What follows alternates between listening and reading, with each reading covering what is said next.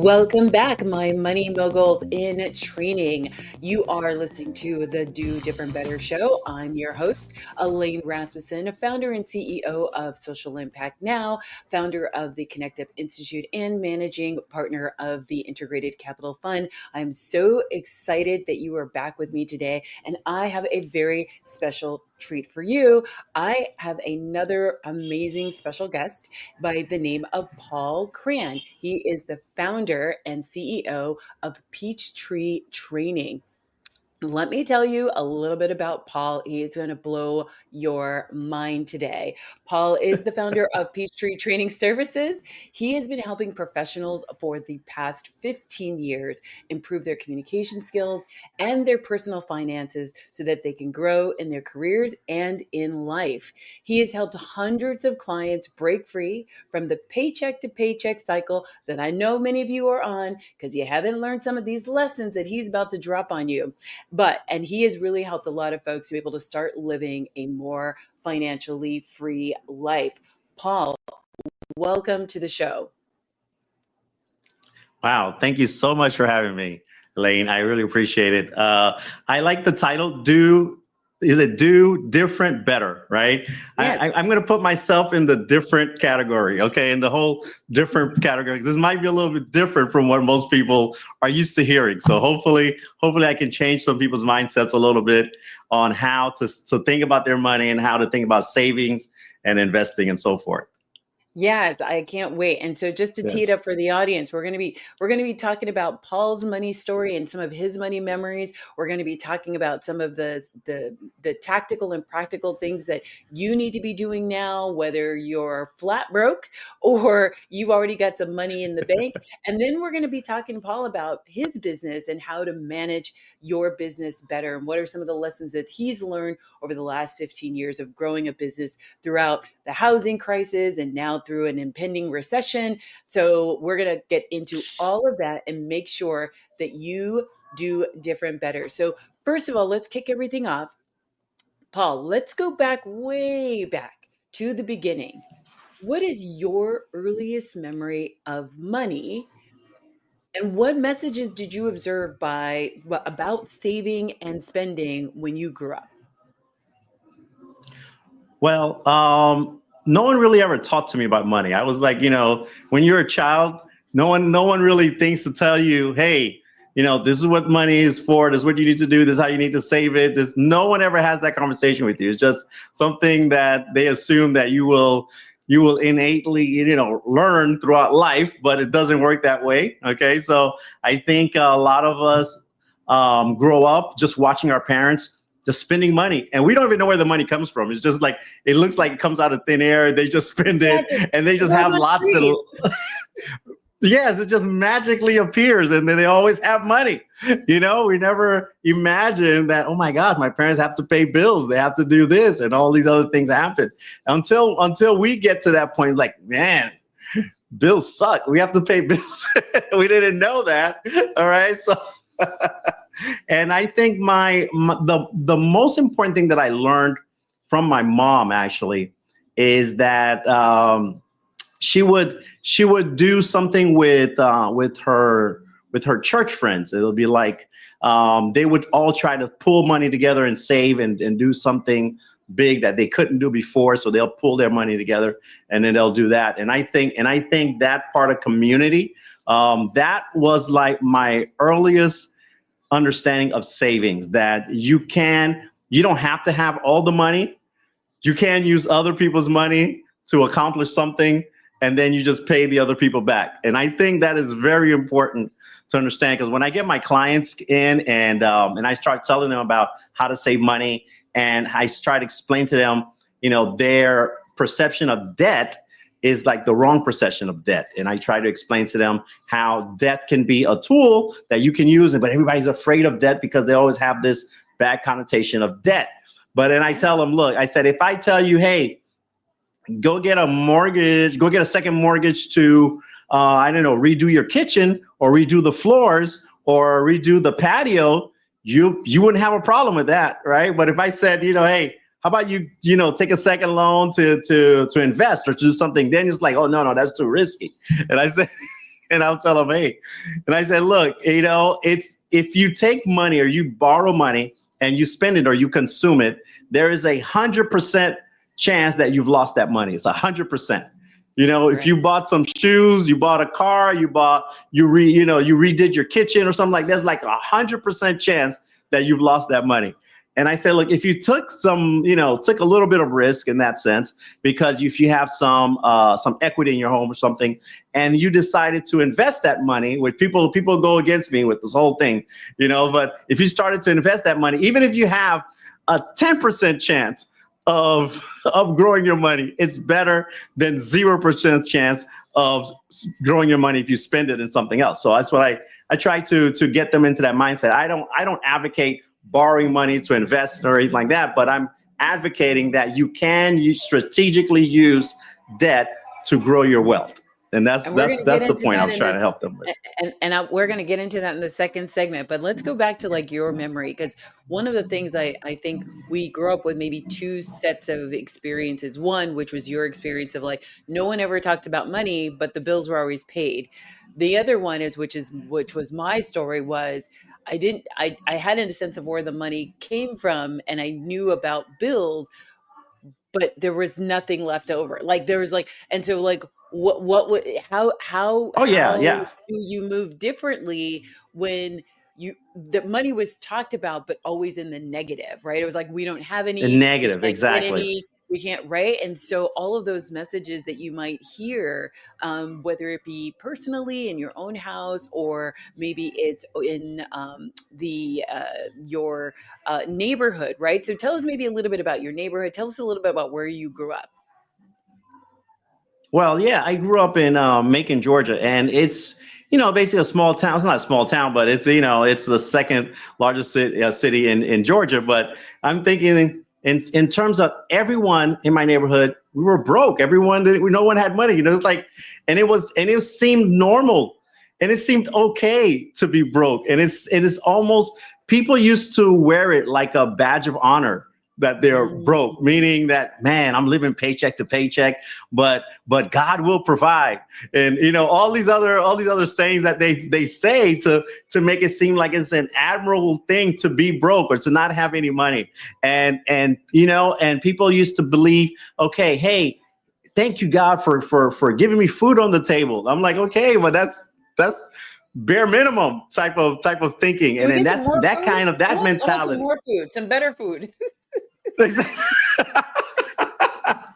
it's that kind of mentality that a lot of people go through. It doesn't have to be in a religious setting. It could be in any setting. When people say, hey man, I'm just trying to make it, I'm trying to survive, or I'm just trying to make it into the next month, or and things like that. They say these things as though it is a good thing, like it's a badge of honor to be broke. And I said, look, it is not a badge of honor to be broke. I said, it is a devastating situation that you need to try to get out of.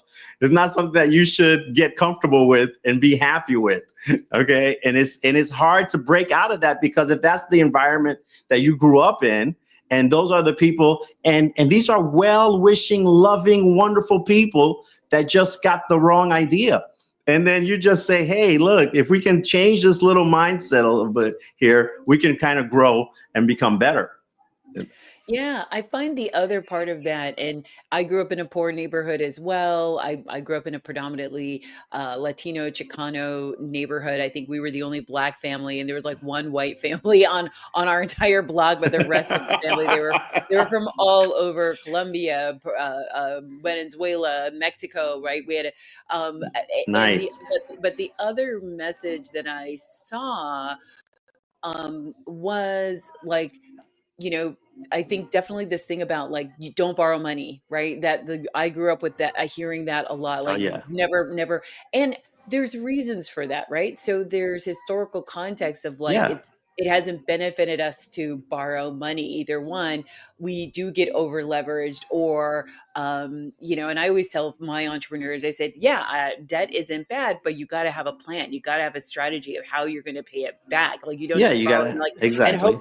hope for the best, think, well, maybe things will work out. I don't know, it's like you've got to be I mean, you've got to be thoughtful, but this whole idea of um it was so interesting. And I talk about this in the first episode of like watching my grandmother, who was very like, very what could be termed as like selfish, right? She was like, I work hard, but Hmm. you get this message, I think, definitely as it relates to religion. I grew up Catholic. It's like, blessed are the poor. So like, well, Yeah. money is the root of all evil. So there's also this counter message Exactly. that you shouldn't want more. You shouldn't want to be wealthy. You shouldn't, Exactly. right? Or particularly, I've got friends who are first Americans. It's like they're sending all the money home, but meanwhile, I have a girlfriend of mine. She's from the Caribbean, and she was telling me her money story. And she was like, "Yeah, she's like, we were struggling, but my mom was sending money back to the Caribbean. Meanwhile, when I was Oh 12, my I gosh. go and visit the Caribbean. She's like, they've got maids, they've got like they're living fine, but." She's like, I want to be, if that's That poor, is I want to be poor. no. Exactly. That comes from our sense of community. From people of color or anything like that. We have this kind of sense of community that we want to help as many people as we can because we don't want to be seen as the bad person. As the person that's stingy, that doesn't want to help out. So we have that fear. And one thing I explain to a lot of my clients, who are actually Hispanic or Black or whoever, and I explained to them, and I give them the story, and I said, look, when you get on a plane, if you ever travel, you get on a plane, you travel, and then the stewardess comes up, and the stewardess, the first thing she tells you is, look, if there's an emergency, you need to put your mask on first. And I said, look, you put your mask on first before you try helping another person put their mask on. And I think this is key, for our people to understand that, look, if you're sinking and you're trying to help other people that are sinking, it's not going to work. Both of you are going to be sinking.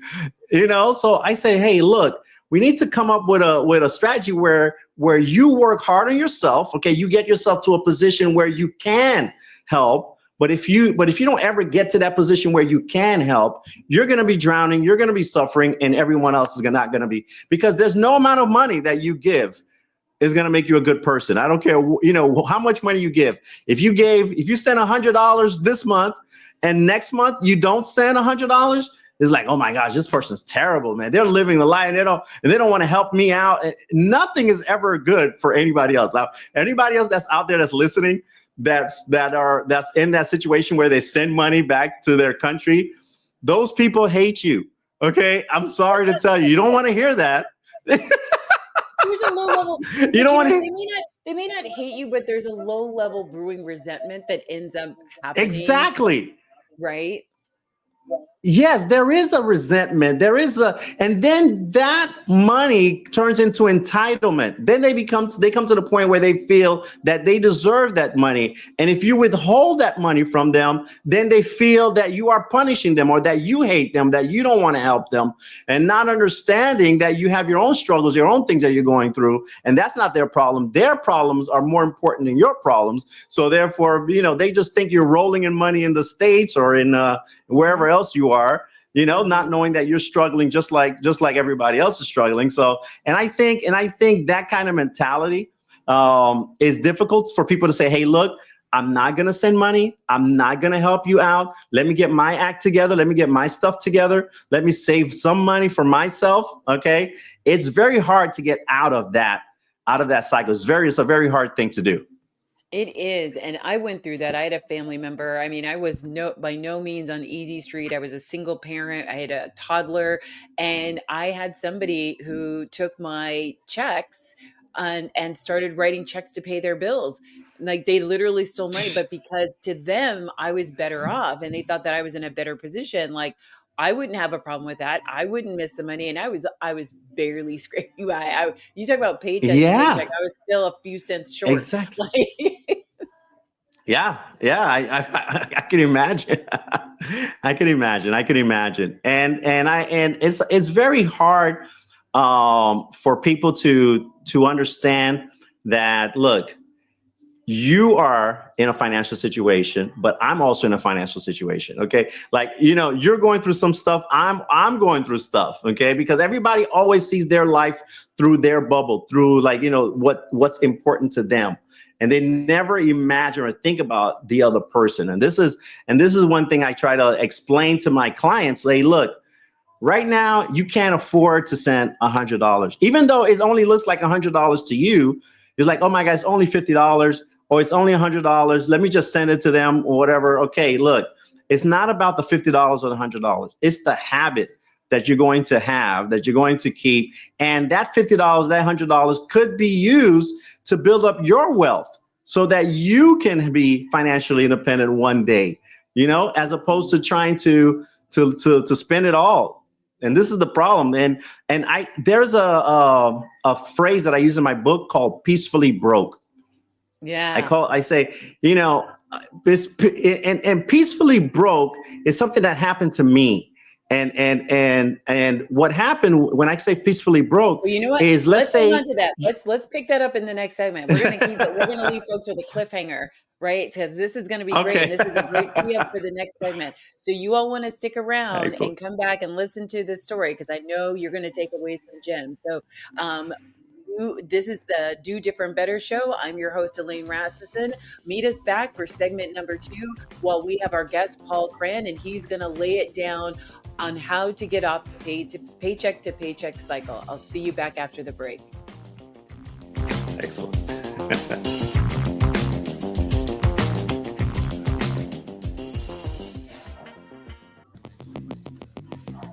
Welcome back, folks. You're listening to the Do Different Better Show. I'm your host, Elaine Rasmussen, and I have a very special guest with me. Following up for segment 2, we have got Paul Craan for Peachtree Training, and he left you all with a cliffhanger. So now we're going to jump back into your story. So I want you to pick it up where you left off, Paul. Tell us about your story. Yes, you know, peacefully broke is a term that I coined with that feeling after, let's say you've paid all your bills. For example, you've paid your mortgage, you've paid your car note, you've paid all the light bills, you paid everything, you paid all your bills, and there's this like $100 left in your account or $150 left in your account. You know, that $100 causes you more stress than not having money in the account, because when you have that $100 left, you start thinking about all the things that you would like to do but you can't, you know, and then you start thinking about all kinds of ways that you could spend that money, and then it becomes stressful. Hey, should I fix the kitchen sink? Should I send this money to my mother to help her out? Should I, fix that noise that's in the car or whatever? So you have this last $100 and you're thinking, oh my God, I should just go in and have dinner with my wife or enjoy it. And it creates this stress because you have so many things that you need to do, but not enough money to do them all. And then the fastest thing that you do is try to get rid of that $100. You try to get rid of that $100. You don't think about saving it. You don't think about doing anything like that. You try to get rid of that $100. And, we're talking about maybe sending money to your family, doing something else. So what do? You take that $50 or that $100 and you send it away, or you go out to dinner, or you buy something, or buy some new clothes to make you feel better or whatever. And then once that $100 is gone, or that $150 is gone, once your account is at zero, you feel, you actually feel better when your account is at zero, because now you don't have any choices to make. That whole thinking about what do I do with that money? What should I do? All those choices are gone. And then you come up with the excuse. They'll say, oh my God, I wish I could fix the sink, but I don't have any money. I can't do that. Or I wish I could fix the car. I don't have any money. I could do that. So now you put yourself into the stage I call peacefully broke. And this is a problem. Yeah, that's the problem is that you're. Yes. Go ahead. Yeah, the self-sabotaging, right? That's self-sabotage. Yeah. Exactly. You self-sabotage and you don't get ahead. You don't make any progress. You don't build any wealth. You don't do anything, but you just love being in that cycle of, I don't have any money. I'm broke. I'm waiting for the next check. I'm just trying to make it to next week. I'm just trying to and you're in that cycle. and then you feel like it's normal because you are in a normal state. But if you try to keep $100 in your account just for 1 week or 2 weeks and see how difficult that was going to be for you. It is almost nearly impossible for some people just to keep $100 in their account from one paycheck to the next paycheck. It's almost it's crazy, to think that how difficult that will be. Yeah, I literally had a partner and I left that partner. That was one of the big reasons why I left that partner. I was like, I feel like you're ATMing us to death. And I cannot, I literally said to this person, I said, if I stay with you, you are ATMing us to death. Like he would take out like $20 like every other day. And I'm like, okay, that's $40, $60. You multiply that by 3 or 4 weeks.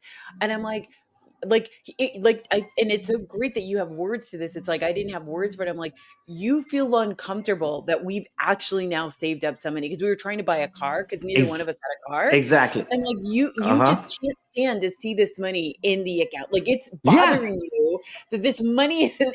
Now, obviously that's not the stuff that's happening, right? But it's it's a compulsion that you're like, oh, because you see exactly. it there, let me take it out. And I'm like, what are you doing? Exactly. I was literally my hands around his neck.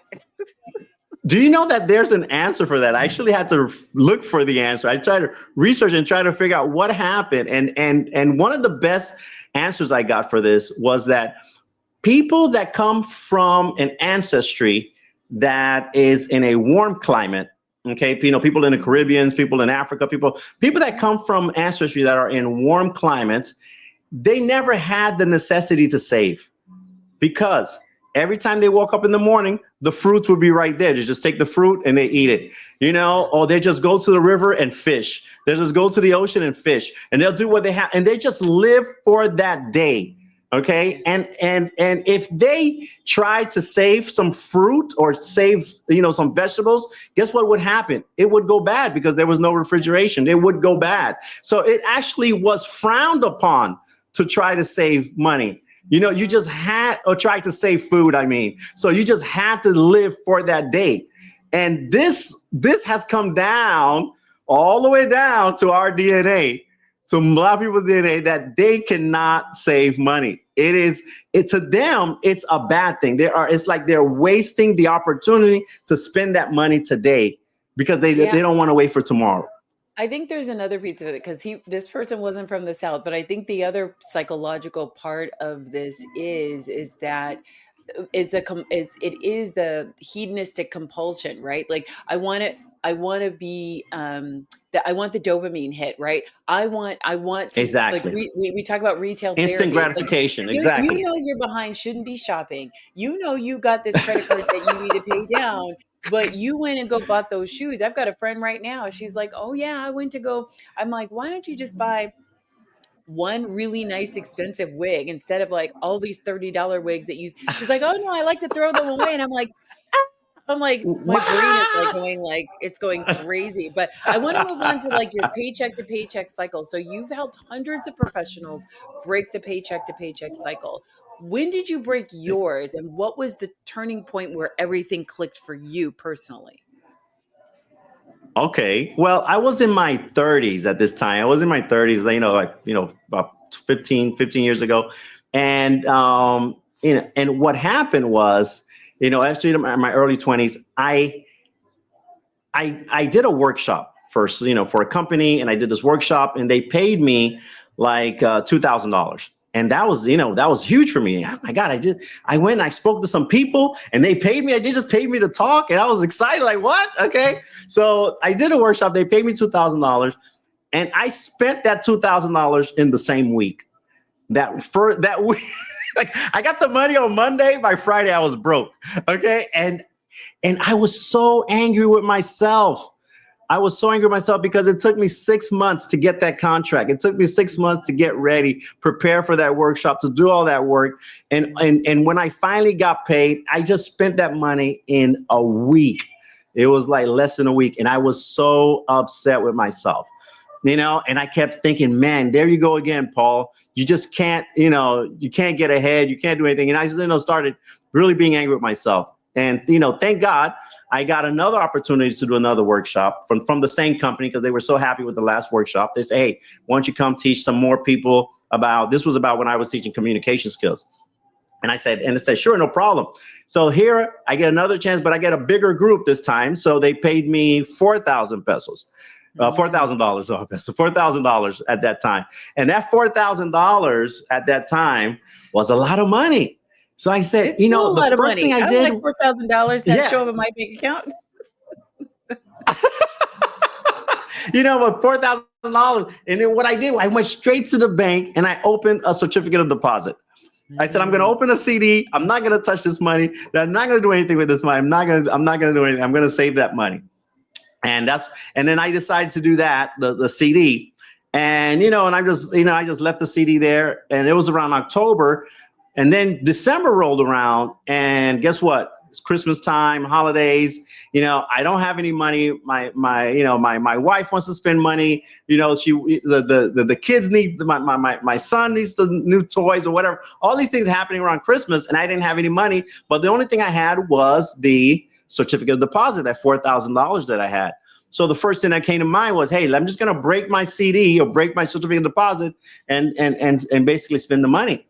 And I didn't want to do it. And all the way to the bank, I'm like kicking myself. I don't want to go to the bank. I don't want to break the CD. And when I got there, one of the representatives there that I was telling, hey, I'm going to break my CD. She saw in my face that I didn't want to do it.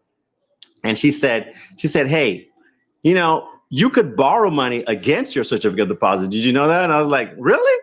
I was like, sure. She said, hey, look, you put your deposit, your certificate of deposit as collateral, and we'll let you borrow $3,000. And I said, that's great. So I thought it was like the most wonderful thing, that I got, $3,000. And what I did was when I got the $3,000, we ended up spending to make a long story short, we ended up spending about $1,000, for Christmas, and I had $2,000 left. And then I thought, hey, I got $2,000 left. Let me just go ahead and pay back the loan that I got from the bank, and be done with it. And when I was going to the bank to pay back the loan, I was going to talk to the lady, hey, let me pay back $2,000 of the loan. Something clicked to me and said, why do that? I was already planning on paying that loan anyways. I said, let me just take that $2,000 and put it in another certificate of deposit. So what I did was I took that $2,000 and I put in another certificate of deposit. Now I have $6,000 in a certificate of deposit, but I had a loan for $3,000. So $6,000 was the most money that I've ever had, together, during this time. Like, wow, I got $6,000. And what did I do? I did everything I could. I paid back the loan. It was like maybe in 6 or 7 months. I paid it off. I paid as fast as I could, paid it off. And now I was left with $6,000.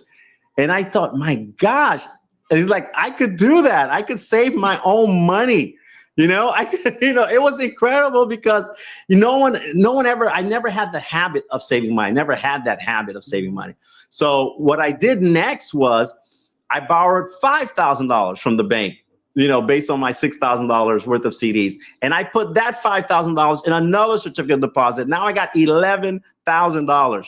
And I thought I was a millionaire at that time, like $11,000 bucks, So what I learned was a phrase that hit me from one of my economics professors in a university. And he used to always say this, and I never got it until that moment. And he said, more money has never solved any problems. More money management solves problems.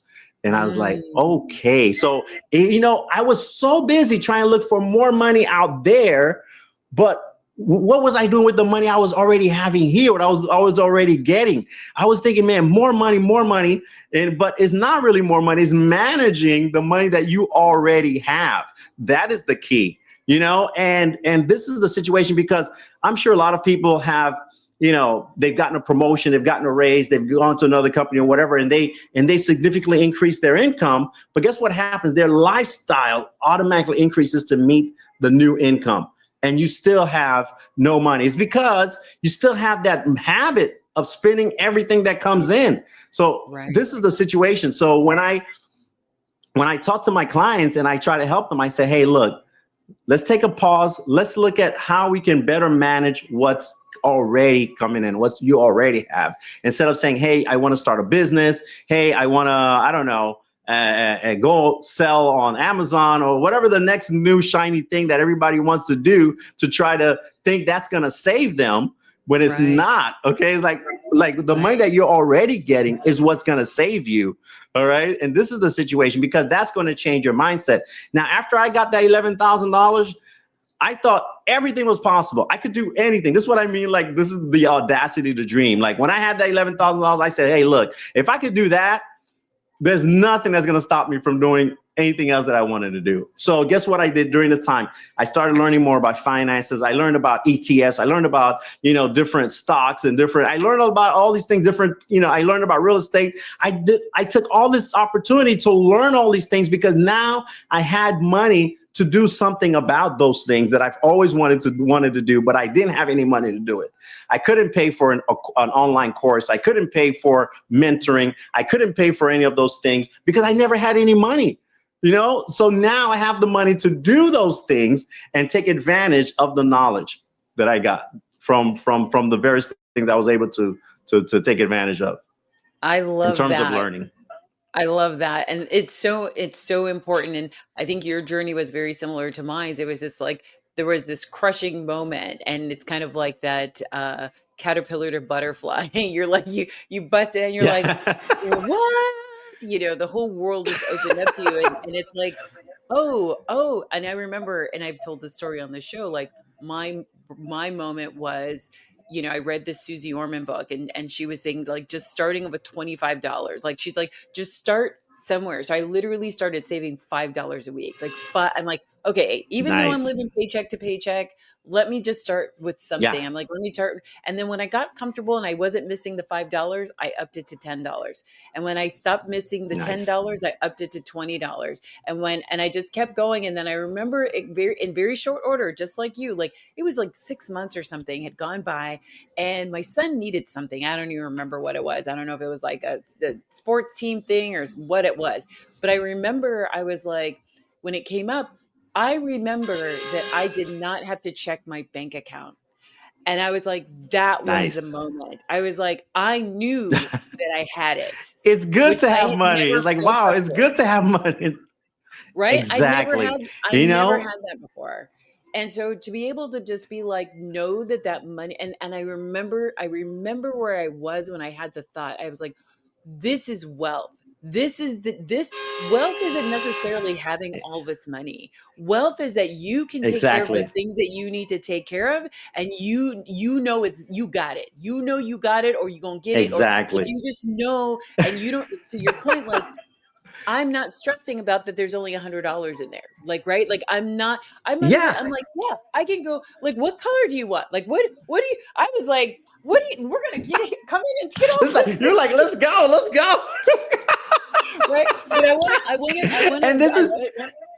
I want to wrap up this segment, but we're going to come back. That you are listening to the Do Different Better Show. I'm your host, Elaine Rasmussen. We are listening to the amazing Paul Craan, who is the founder and CEO of Peachtree Training. And we're riding this wave. And so we've just been talking about how do you get off the paycheck to paycheck cycle of depression. But when we come back, we're going to dig into this whole, like, how do you get to the first 100,000? And we're going to be getting into Paul's business and what the lessons he's learned in growing and expanding his business. So don't forget to follow us on YouTube and on all of the socials.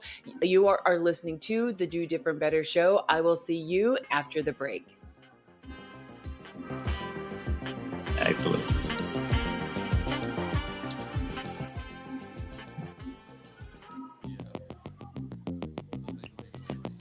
Welcome back, my money moguls. We are now in the third segment of the Do Different Better Show with my amazing guest, Paul Craan, founder and CEO of Peachtree Learning, or Peachtree Training, I'm sorry. And we are just getting started. But before we kick things off, because Paul just dropped like some big time knowledge on how to get off the paycheck to paycheck cycle using certificates of deposits, which are available to anybody everywhere. As long as you have Yes. access to a financial institution, there should be no barrier to entry in this particular practical and tactical tactic. And you can learn more about his other tactics that he provides and go into way more detail than the few minutes that we talked about in the show with his book. So, Paul, tell us a little bit about the book. Tell us how the book came to be. Tell us maybe some tidbits that people are going to find in the book. I'm just gonna let you go. Let her rip. Thank you, Elaine. Well, the book actually came about from my clients. My clients were always telling me, "Hey, man, you helped all of us. You got to write something to help a lot more people." And I said, "Okay." So I tried to, I went ahead and got down all the best tips and tricks that I got over the years on how to save money, and I actually came up with the 5-step savings plan, which I explained earlier with the certificate of deposit.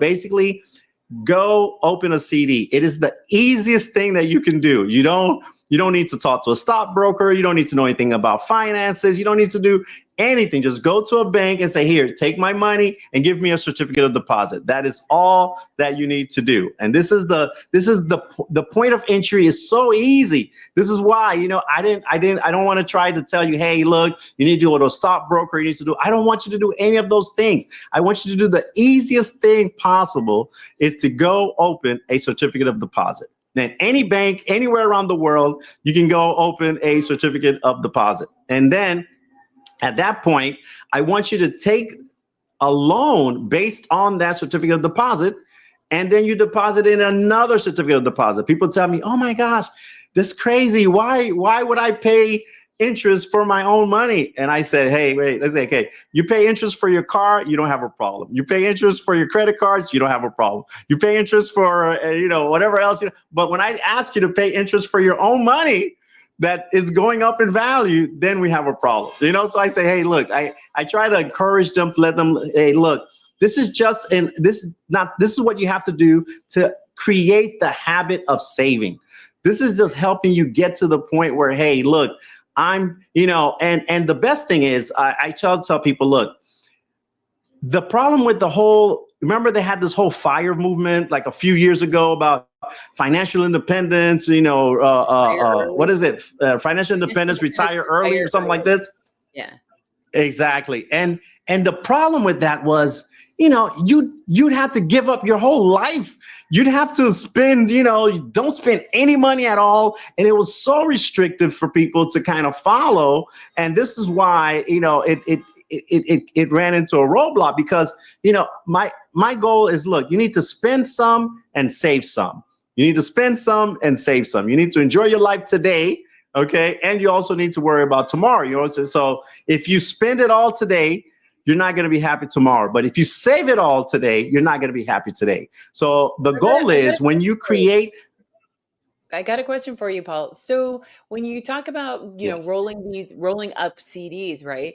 Yes. What should you be thinking about, or how do you reconcile if your CD may be paying you at a lower rate than that they're loaning the money to you? Or how do you navigate that conversation with the bank?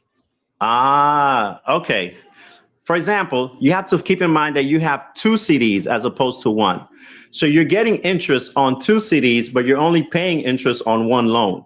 Okay, so the 2 CDs, the interest that you're going to be receiving from both CDs should usually cancel out the interest that you're paying on the loan, which is a very small price to pay to have someone force you to save your own money. Because if you didn't have this method or this, system, you wouldn't be able to save money anyways. You wouldn't save it at all. That money would have gone to Burger King, McDonald's, I don't know, wherever. You would have wasted that money in nothing. So I'm thinking, stop worrying about that, that extra $5 a year you might have to pay in interest or whatever, that you would have spent that money in nothing anyways, and you wouldn't have the money at the end of the year that you have now. That's the point. You think about paying the bank to force you to save your money. That's pretty much how you have to think about it. Okay. Like tuition. So if you You're paying don't, a tuition. you're paying a tuition because you don't have the habit. And if anyone has ever tried to save money, they understand what I'm talking about. As soon as you save that first amount, the car breaks down or the refrigerator stops working. Something happens and you have to what? Take out your savings to take care of this emergency. You have to do all these things, and you feel terrible because you started saving and then something happened, and it's like a yo-yo diet. You lose some weight and then you gain it all back again. And this is that feeling that I wanna remove from the equation. And once you pay that loan every month that you have, which is actually your own money that you're saving, once you pay that loan every month, guess what? You're free to do what you want to do. You don't have to say, oh my God, I don't have to feel guilty about going to a restaurant. I don't have to feel guilty about buying those shoes or whatever. I don't have to feel guilty about those things because I've already saved the money. It's that mindset shift that, okay, you've already taken care of saving the money because we are so good at paying bills, but we're terrible at saving money. So what I did was create a bill for yourself. And this is the idea. This is and this is the mentality. It takes me a while to get people to jump on board. But if you read the book, hopefully. It's like anything. Yeah, it's like anything. If you formed a bad habit, it's going to take a while to undo that habit. So what I love about what you're offering is especially, and it doesn't have to be your forever plan, right? You could say, hey, I'm going to No, it's not. It is not your for the next year or two until, like you said, I've exercised this muscle, and then I'm going to take all that and I'm going to invest it, or I'm going to put this in a 401k, or I'm going to put it in an IRA, whatever. Exactly. But to your point, the whole idea is like that thing with me and Susie Orman is getting started. And to your point, this is the easiest thing. So I want to now make a shift because we've talked about mindset. What's the mindset shift that has to happen? We've talked about something practical and tactical that people can do to actually start to get to that first 100,000, which we know is, the B word. And now I want to talk about like growing a business, right? Because I think that there's also, even when you talked about getting that first gig at 2,000 and getting that next gig at 4,000, how have you grown your business, and what would you say is maybe different now than maybe 10 or 15 years ago when you started? Oh, well, the savings, we're going to go back to savings a little bit. The savings gave me the cushion or the audacity to take more risk. For example, if I wanted to do something, I can borrow anything, any business you want to do, anything that you have in mind. I can borrow money against my certificate of deposit, take that risk, start a business, do what I need to do. All right. And the business is supposed to pay back that loan. Okay. But if the business cannot pay back that loan, then you just have a hobby. You don't have a business. So you want to now, and guess what happens? If the business doesn't work, it's okay. You still have the money in the bank. And you can have some time to gather your thoughts or retreat and regroup and try something different. All right. But when you take the money that you have saved up, all your money, and you put it in a business, now you don't have the money saved. All the money's invested in the business. And if that business, doesn't work out, guess what? You're going to have to start from zero again. And this is the devastating thing. A lot of people don't understand that. Look, you don't need to start from zero all the time. And this is the situation. You don't need to start from zero all the time. You can have some money saved up, borrow against that money, take a risk. If it doesn't work out, you still have your money. All you need to do is pay back that loan. And then guess what? I call it living life with knee pads on. Okay. Having savings is like living life with knee pads on and a helmet. All right. Because when you fall, if you fall, it's not devastating.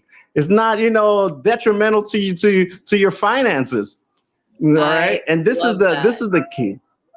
That You is know, awesome. so I love that. Well, we're sliding into the finish line. That is a wrap on today's episode of the Do Different Better Show. We have been talking to Paul Craan, the founder and CEO of Peachtree Training, and he has just dropped some gems. So I hope you were paying attention. If you haven't seen it already, please, please, please check out his book. It's available on Amazon. Is How to Be Financially Free, capital F, capital R, capital E, capital E.